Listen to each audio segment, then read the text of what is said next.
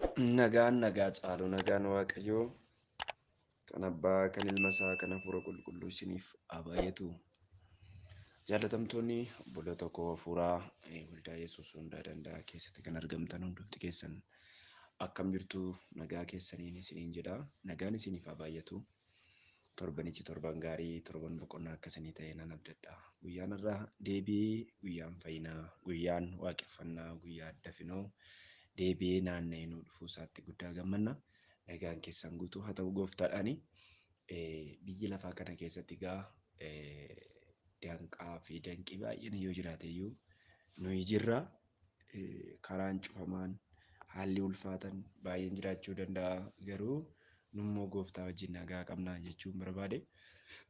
Bakka jirtanitti gola jirtanitti nagaan keessan akka galaanaa haa yaa'uun isiniin jechuu barbaada. Eeyyee guyyaa har'aa kana sagalee waaqayyoo walii wajjiniin kan ilaalluuf kan dhageenyu kan nyaannu ta'a. Maaddii guddaa waaqayyo nuuf kenne walii wajjiniin dubbii waaqayyoo ilaalla jechuudha.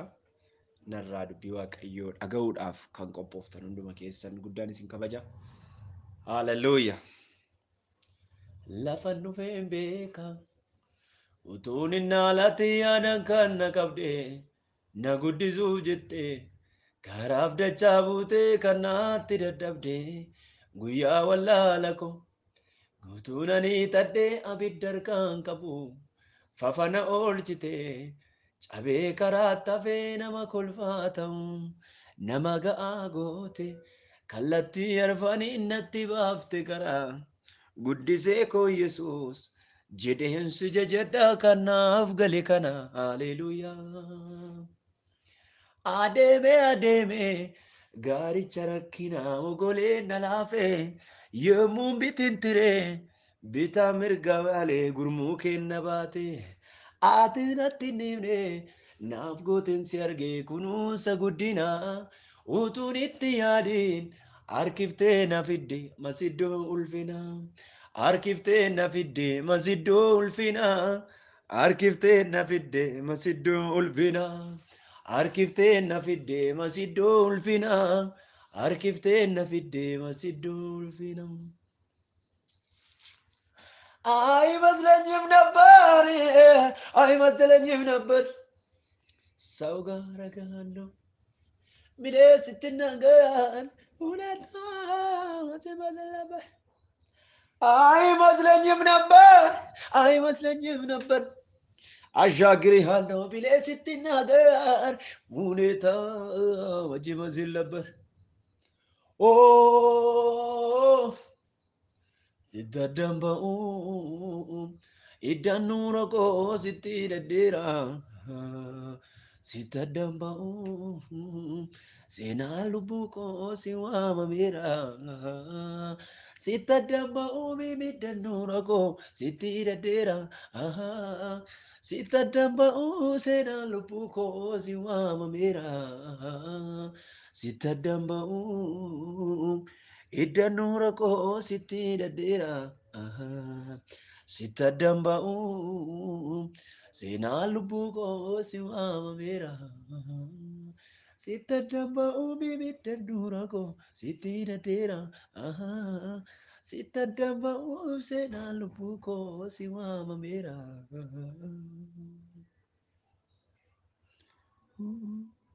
Hallelujah.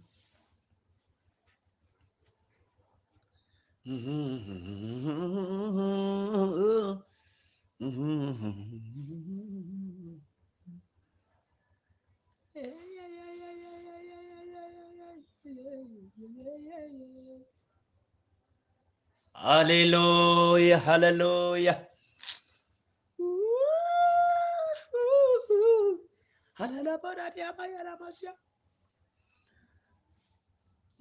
Gariko naaf jetteetu dachaa buutee gaarii koo naaf jetteetu tabba baatee gaarii koo naaf jettee gatii kaffaltee gaarii koo akka hin taane naaf taatee gaarii koo ati gaariidha bara baraan. Daangaan qabu barri jaalala kee, aangoon kee guddaadha, haboon kee guddaadha. Yeroo dhaloonni darban ofii keef haftee jiraatta. Jaarronni darbanii ofii keef haftee jiraatta. Mootonni darbanii ofii keef haftee jiraatta. Gurguddoonni darbanii ofii keef haftee jiraatta. Haalli hundinuu darbee dukkanni iftis wal guuree darbee baroonni barri wal guuree darbanii dhumni biyya lafaa kanaa ga'ee lafiif samii wal faana dhidhimanii wanti irraa argamu kun hundinuu addunyaan irraa argamu kun hundiyyuu qabeenyi isaa warqeeftaa gamoo fooqi beekumsii fi ammayyummaan isaa hundinuu dhidhibee ati akka keetti ofii keef haftee hin jijjiiramtu bara baraan jiraatta. Akka ittiin waa'ee kee ibsu na rakkisa na dhibaa. Dubbiin ibsu jechi naniin sammuu koo keessatti naaf dhufu waa'ee kee naan ibsu danda'ee hin danda'an jechootaan olii kan kee. Amma beekumsa koon olii arrabni koo waa'ee kee dubbatee hin goolabu. Eessaa jalqabee eessatti waa'ee kee fixuudhaaf nin jarjara. Hin danda'us fixuu innumu kan kee. Xumura jalqaban qabu kan kee seenan bal'aadha baay'eedha. Addunyaan kun guutummaan wal harkaa fuudhee haasa'ee waltajjiin banamee addunyaan kun guutummaan wal harkaa fuudhee haasa'ee kan kee fixu innumu kan kee. Galaanni qubee ta'ee galaanni kan ittiin barreessan qalama ta'ee lafti kun waraqata ta'ee Yohaannis namni kee waa'een Yesuus waa'een Waaqayyoo waa'een ayyaana kee waa'een fayyisuu kee waa'een gaarummaa kee dubbatamee hin dhumu. Yaa Gooftaa an akka kamittiin ani yaadannoo ofii koo irratti waa'ee kee barreessee fixaree Yohaannis namni kee galaanni addunyaa kanaa qalama ta'ee lafti addunyaan kun guutummaan ishiiyyuu waraqata ta'ee otoo irratti barreeffamee hin fixu kan isaa jedhe ani kan kee fixuu hin danda'u. Hallelujah. Aletifana taka provono janate gamo shelabara baina yanamasia. Dinaini vigoloti dano campre jani shidalosia. Anke ada nagana manake ada. Anke ada nagana manake ada. Nuguma Yesus atadda nagati nama vlatu isa firri kennu miti kan qabeenyi kennu miti anke ada nagati nama vlatu isa qabeenyi kennu miti isa firri kennu miti anke ada nagana manake ada jalalli barka ke ada. Dhuguma Yesuus atadda. Addati galanni siif haa ta'u maqaan kee ulfaatu.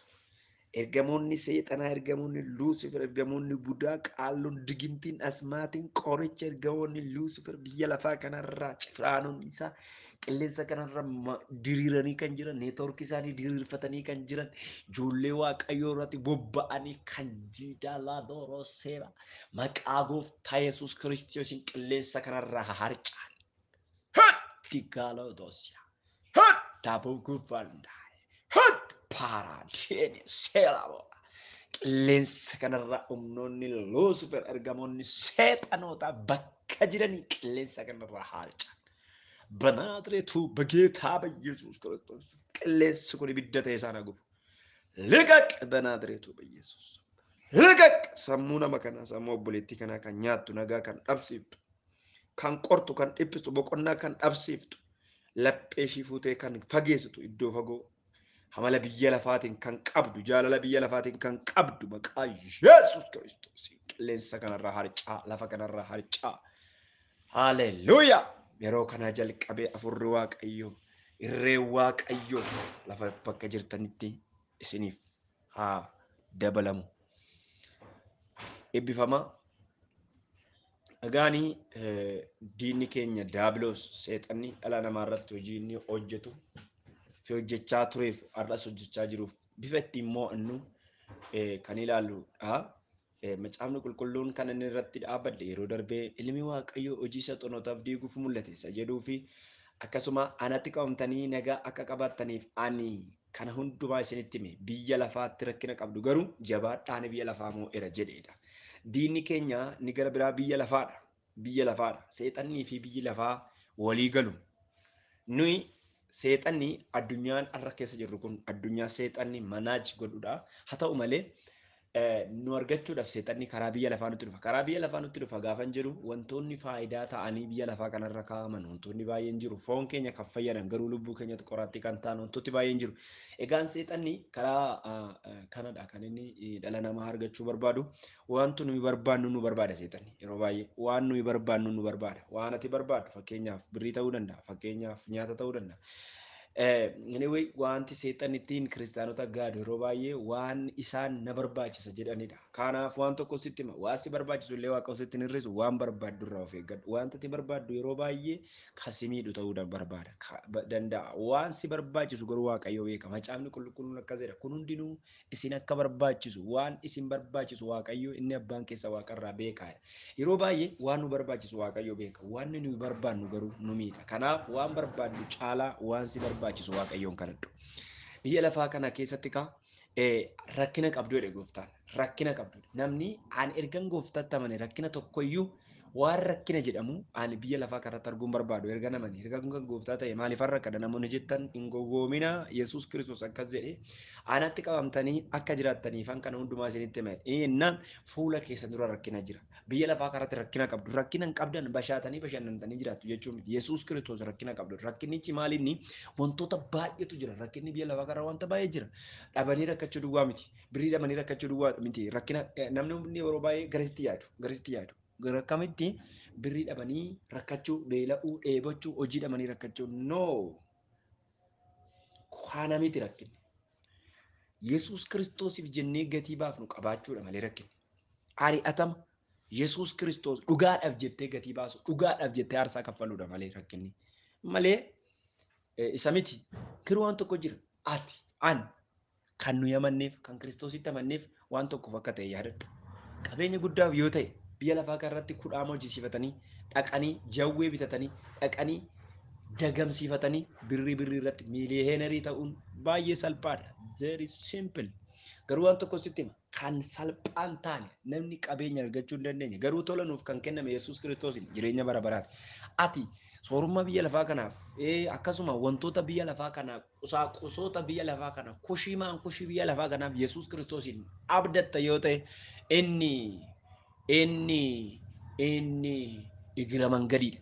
Egira mangadii jechuun adeemaa utuu jirtu akka nama mana wayiitti gore. Adeemaa utuu jirtu iddoo akkasii tan dhaqa jettee utuu adeemaa jirtu waan karaa irratti sii ta'uudha malee inni galmi keenya adeemsi keenya fuucheriin keenya galmi keenya gooliin keenya inni guddaan jireenya bara baraati waan tokko sitti waan biyya lafaa kanaaf jettee waaqayyo irratti hin gungumin wanti biyya lafaa kun baay'ees hin gammachiisin baay'ees immoo hin gaddisiisin gattee deemtu gaafa gattee deemtu muyyuu hin beektu. Ani gaafatti gattee deemtu qabeenyatti fudhattee deemtu kan saaxinii fi kan uffata itti si maranii duubaadha. Kanaaf isa immoo dhabdu duutee kanaaf waan tokko sitti hima du'a sitti lallabaa jira miti waan biyya lafaa kanaaf jettee waan waaqarraan dhabin. Kanaaf biyya lafaa si rakkisaa jedhe gooftaan orma waan ta'eef biyya ormaa keessatti waan ta'eef rakkattu jedhe. Kanaaf diina keenya biyya lafaa seexana du'aa miti. Sababii namni mucaa waaqayyoo ta'e hundinuu biyya lafaa moo'uuf ba'aa ulfaatoo ittiin ta'an humni ittiin biyya lafaa moo'amu kunis amantii keenya waan ittiin biyya lafaa moo'amu amantiidhaan biyya lafaa moo'amu barumsaanii miti beekumsaanii miti biyyi lafaa kan ittiin moo'amu amantiidha in amananna eenyutu biyya lafaa moo'uu danda'a jedhe Yesuus ilma waaqayyoo ta'uu isaa nama amanu duwwaatu biyya lafaa moo'uu danda'a. Fannoo sana irratti warri qilleensa irraa gooftummaa qabanii fi humna qaban harka duwwaa hambisee bakkeetti isaan mul'isuudhaaf salphisiisaa saaxile. Qolaa Isaayyaas boqonnaan 2:15 kanadha. Inni harka duwwaa salphatee hafe kun nu irratti gooftummaa hin qabu. Nuti seexana hojii isaa ni diigna ni baafna malee nurratti aboo qabaachuu hin danda'u. Garuu biyya lafaa irratti seexanni aboo qaba. Biyya lafaa irratti seexanni qabu. Warra kan waaqayyoon ta'in irratti seexanni aboo qaba. Namoonni tokko tokko akkas jedhu otuma namanii otuma waaqayyootti hin abdatiin otuma waaqayyootti maxxaniin akkas jedhu seexanni maal haadha ishii nagooti jedhu maal haadha ishii sin goone sijjeesuudhaaf aboo irratti qabaati Kiristoos hin qabdu tanan. Kiristoositti namoota maxxananii hin jirre guyyaa guyyaatti duguugee balleessaa jira. Nurratti garuu haboo tokko iyyuu hin qabu. Garuu waan tokko jira nummoo irratti haboo qabna. Waan tokko isinitti hima. Biyya lafaarra keessa yeroo jiraattu qabeenyichi wanti lafa kanaa baay'een isaa kan manaaf godhu seexana. Haa ta'u malee garuu haboodhaan jiraatta waan ta'eef basilxaan እንኖራለን በጌታ እንኖራለን በስልጣን እንኖር በጌታ ስንኖር የማስፈልገው ሁሉ እናገኛለን ኢየሱስ ክርስቶስ ጌታ ነው ኢነርገን ዋን ነው በርባችሱ ከናፍ ሉቃስ በቆናን ቁደ ለኮስ ቁዳ ሰገል አኒ ኩኑ መርአታ ይራ ቶርባን ቀባ ይራ ሃንጎዲና ኡንዱማ ይራስ እጀቾ ከረንዴሰኒፍ ጎፍቱማ ይሲኒፍ ከኔራ ኢላ ኤኙቱ ከነ ኤው ሞቱማን ከራተቦ ነው ማከን ነው ጅራ president, American president, Ethiopian president, German president, for all nation president. Kanarrat abu kasikan garua ke yokaze ani marata irrat torban qabarat hangodina hundumarat irra ejjechu በጣም ከባድ እኮ ነው አዴላ ማታማ አንቱ ተረነ ጅታ አተመ ምን ሎቱም ዋን ጥቆ ተቆረ ጅታ ገሩ አቦ ተኮን ሲስተማ አቦ ዋቀዩ ነው ከነ ተኮ መርአታ እቹን በጣም ከባድ ከዘንዶቹ መርአታ እቹን ባየ ከነመ ሊቅምሱ ከነመ ተከው በረሃ ከሳ መርአታ እቹን ጀው ኢሰ ጉዳራ ኩታን ኩነ ከዘለ መርአታ ይረተ እሺ ቶርባን ቀባ እቹን ሞ ኢንስ ጀው አርጊተኒውን ቤተን ወንቶ ተከላማ መርአታ torban qabar argitanii beektan argitanii beektu yaade imbeeku an torban qaba mar'ataa jechuun baaxaa bineensa ama addunyaa kanaa keessaa warra lo'aa reptaayilota keessaa baay'ee dagaadha isaan kanarratti dhe waaqayyo haboon isiniif kennedha akkana jechuun maachoodha seexanaaf aangoosaa hangoo diinaa hundumaa irratti maal isinii kenna haboon isinii kenna gooftummaan isinii kenna irra ejjechuu dandeessu ndii egaa waan namni sodaatu miila kee jalan godhe jechuu gooftaati. Olele dana gvaano sema. Ani haboon qaba jedhame ስልጣን አለኝ ስልጣን ሰጥቶኛል ስልጣን አለኝ እኔ ሰይጣን ላይ በሽታ ላይ ማንኛውም ችግር ላይ ማንኛውም ነገር ላይ ሃሌሉያ ስልጣን አለ ተሰጥቶልኛል ኢየሱስ ጌታ ነው ኦቦሌቲኮ አቦ ቀብዳ Aboo qabda yeroo tokko tokko aboo nuuf kennametti fayyadamu aboo nuuf kennametti fayyadamu aboo maaliif aboo seexanii faccu aboo dhukkuba faccu aboo waan duma seexanaaf aangoo seexana daakuudhaaf si harka jira maal maqaan Yesuus humna maqaa Yesuus humna maqaa Yesuus hin diigame gaafa jettu siiniko maal ganaa datte amma poolisoota keessaa hunda miti kan tiraafikii ta'u mallattoo tiraafikummaadhaa in kennamaaf uffati isaanii addaan yoo isa qabaatte malee poolisii normaalii taateef konkolaataa siin dhaabbatu. Kanaaf isaan dhaqaniitu milikkita wayii fudhatu. Already kan nu garuu karaa Kiristoos aboon guutumaan guutuutti nu kennameera. Ganaa waan hedduun qabaatiin cabsennaan hin caba. Rukutamunnaa hin rukutama. Wanti kamii wanti jala dhaabbatu hin jiru. Kanaaf haboo qabda diina kee irratti siin jechuuf. Diina qabda eeyyee diina qabda. Amma biyya lafaa irra jiraatutti garaa kutadhu diina qabda. Garuu diina kee irratti garuu aboo qabda. Aboo qabaachuun kee Kiristoositti amanuu keetiin. Tole Yesuus Maatiyos boqonnaa 10 lakkoofsa tokko Yesuus bartoota 12 ofitti waame hafuurota hamoota akka baasaniif dhukkubaa fi dhibee hundumaa akka fayyisaniif aboo isaaniif kenne. Ilaalaa kanammoo tokko maal akka godhaniif hafuurota hamoota akka baasan hafuura hamaa irratti aboo qabdaati. Seexana irratti aboo qabdaati. Seexana irratti bara doktoriin aboo hin qabu.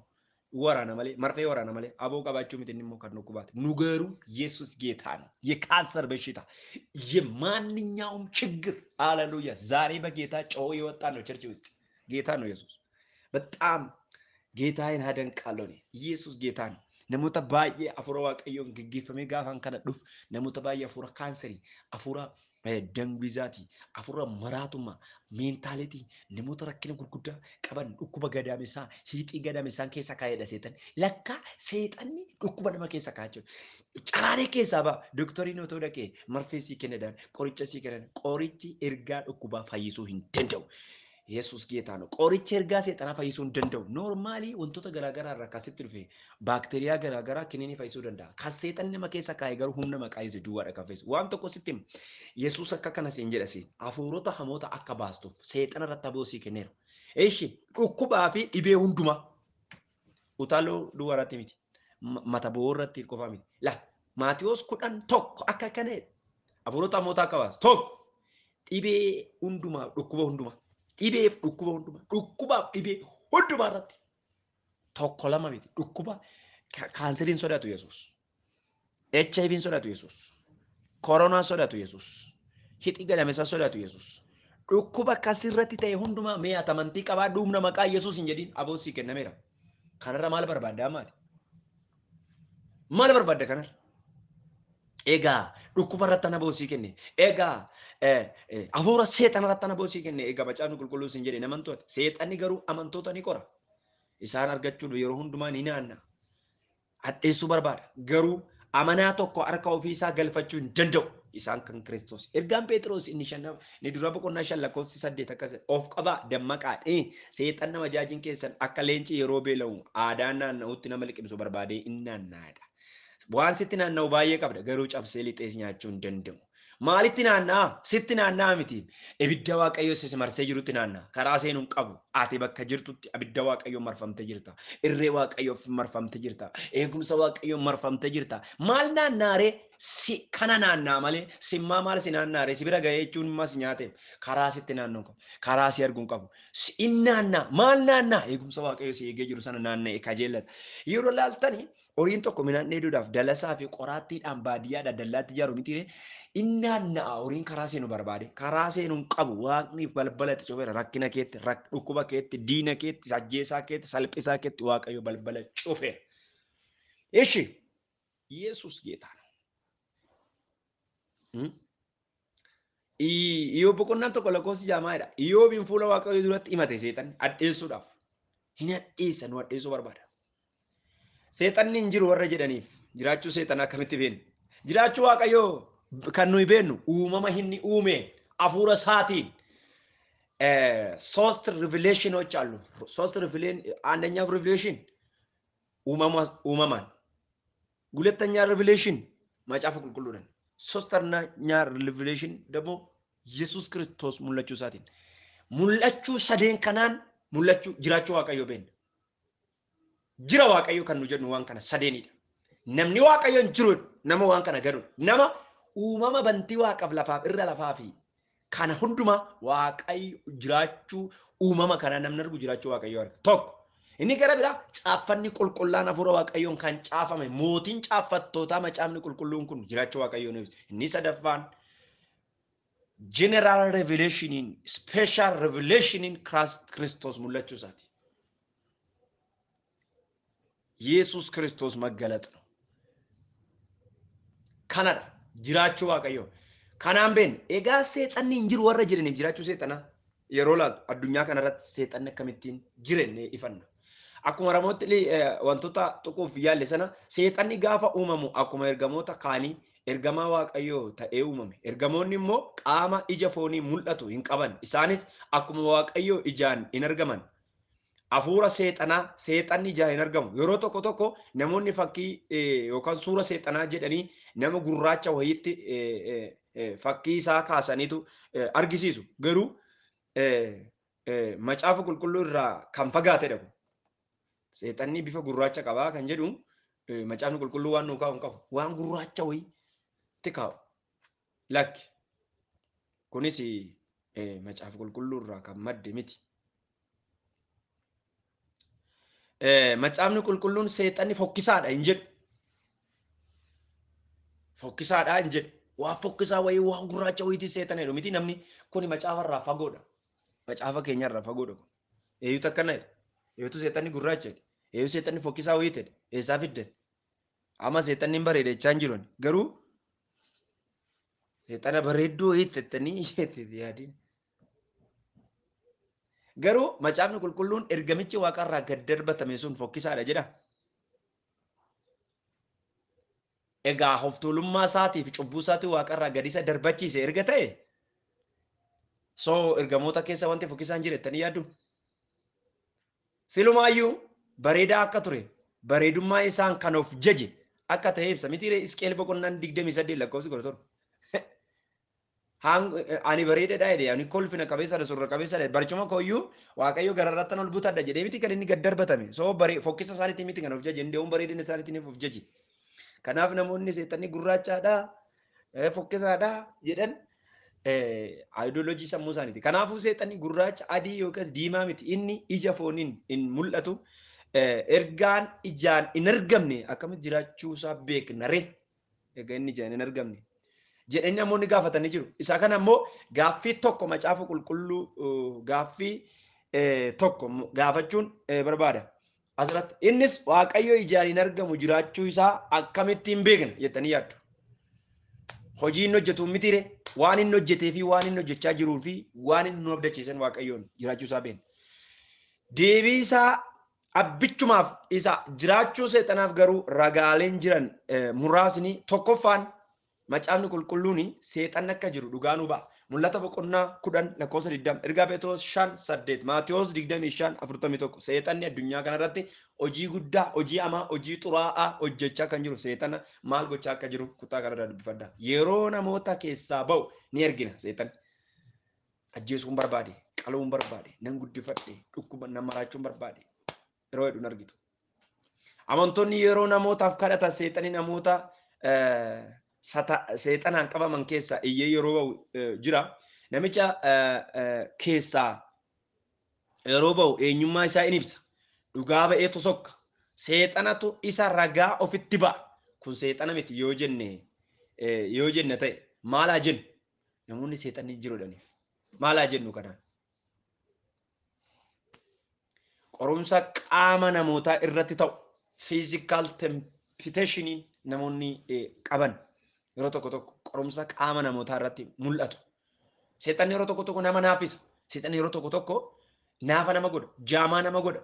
Gurbaan tokko akkas jedhe dhiyoo kanan argina በጣም አዘንኩት በጣም especially Finfinnee kana keessaan iddoo tokkotti arge gaafa naannoo gaafan gaafadhu maal taate akkas taate jedhanii immoo namoota waa irra gahe yoon gaafadhe sammuun koo boqonnaa argata. Maal taate? Naa miidhamoo irra gahe gaafadhu malee bira hin darbu. Maal taate? What is the problem? Ittaani nama rakkina qabu malee cal jettee bira darbuu sirrii miti obboleettii koo. Rakkataa tokko maal taatee rakkatte illee ittiin bokoo ka baafata. Yoo rakkataan gaafa rakkina isaa himatu hin boqota beektu miti. Namni dhiphinni aan guutame tokko gaafa dhiphina isaa himatu hin boqota beektu miti. Nama warri saayikooloojii akka kana jedhu yoo dhiphina sammuu si guute nama biraatitti yoo himatte parsantii 50 furamta jedhu. 50% boqonnaa argatta. Maal taate iji kee jaame hin jedheeni.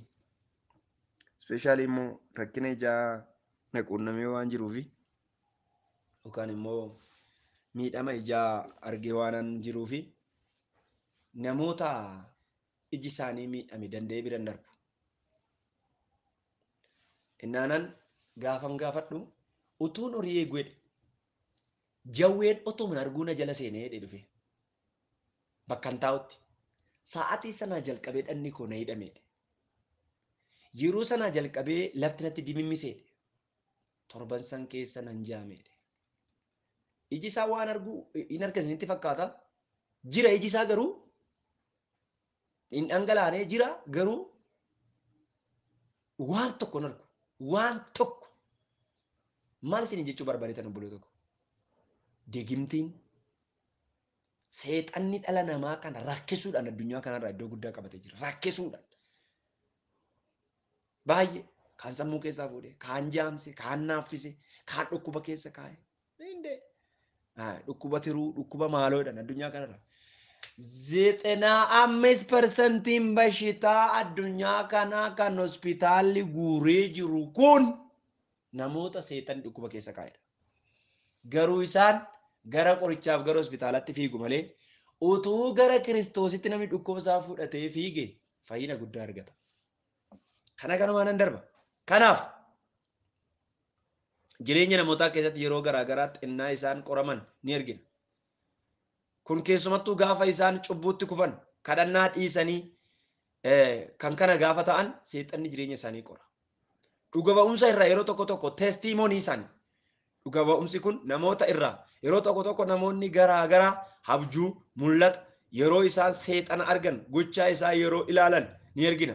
Mul'ata abjuu isaanii irra kana kanan ta'e kana kanatti qorumsa kana na mudate seexana macaafa qulqulluu irraa seenaan kitaaba qulqulluu keessatti barreeffame hundinuu sirrii akka ta'e beektonni addunyaa kana irra jiran jedhaman kan itti amananis akka ta'e beekamaadha.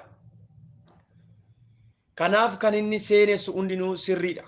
Dhugumas immoo sirriidha. Dogoggora hin qabu. Seenota barraa'anii jiran keessaa. Maatiyus boqonnaa 5:1 kan namichi kun hafuura hamaa qabamee Yesuus karaa adeemaa otoo jiru itti dhufe. Hafuurichi iyyuu akka ta'e eenyu akka ta'e ofuma isaa dubbate. Namicha keessaa ba'eera. Kun immoo seenaa dhugaadha. Eenyu akka ta'e ofiisaa ibse. Kanaafuu seexanni jira addunyaa kan inni addunyaa kana kan abboomaa jiru isa. Kan akka barbaade gochaa jiru isa. Hammina gurguddaas namoota keessatti hojjechaa kan jiru isa. Amantoota irratti garuu gooftummaa akka inni hin qabne isinitti hima. Nama Yesuus amane irratti garuu gooftummaa hin qabu. Seexanni hin jiru yoo jetta ta'e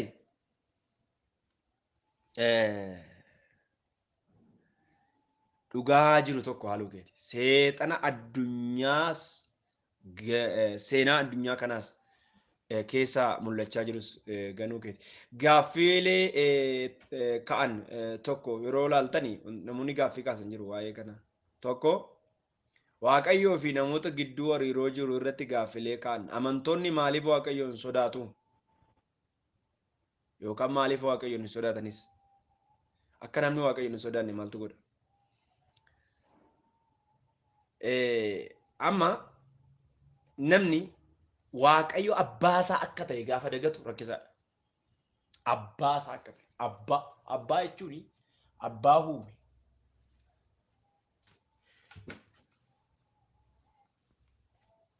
Abbaa dhalache ta'uu isaatirraan kan ka'e namni Waaqayyoon sodaachuu dagataa. Ijoollee Waaqayyooti nuyi. Ergaa Yohaannis boqonnaa 1:12 amma isa simataniif immoo ijoollee Waaqayyoo akka ta'aniif aboo isaaniif kennedha miti. Afurri Waaqayyoo